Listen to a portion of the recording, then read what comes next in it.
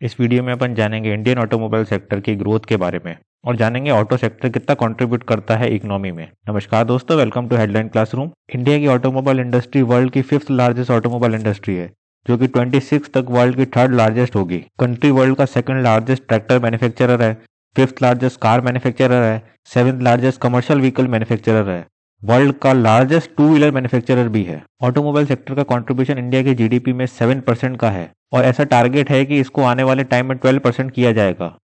अभी currently 37 million से ज्यादा लोगों को डायरेक्टली और इनडायरेक्टली जॉब्स मिलती है इस सेक्टर की वजह से, और फ्यूचर में इन जॉब्स को 50 मिलियन तक करा जाने का टारगेट है। ईयर 2000 से 2020 में जितना भी एफडीआई आया था उसका करीब 5% सिर्फ इसी सेक्टर में आया था, जो कि $25.4 बिलियन का था। इकोनॉमी के पॉइंट ऑफ व्यू से ये सेक्टर बहुत ज्यादा इंपॉर्टेंट रोल प्ले करता है, और ये और भी इंपॉर्टेंट हो जाता है जब बात आती है $5 ट्रिलियन इकोनॉमी के टारगेट को पूरा करने की। और अभी एक और अच्छी खबर देखने को मिली है, जो बड़ी कार मैन्युफैक्चरिंग कंपनीज है उनकी सेल रिकॉर्ड लेवल पे बढ़ी है सितंबर वाले मंथ में।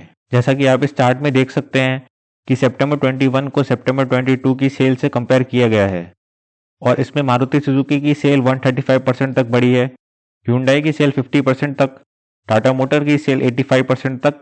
और इस ग्रोथ के साथ साथ टाटा मोटर्स ने सारे रिकॉर्ड तोड़ दिए हैं। ये सेल्स टाटा मोटर की हाईएस्ट सेल्स है, और बाकी की कंपनीज की सेल में भी इंक्रीमेंट हुआ है। टोटल सेल में 89.6% का इंक्रीज देखने को मिला है।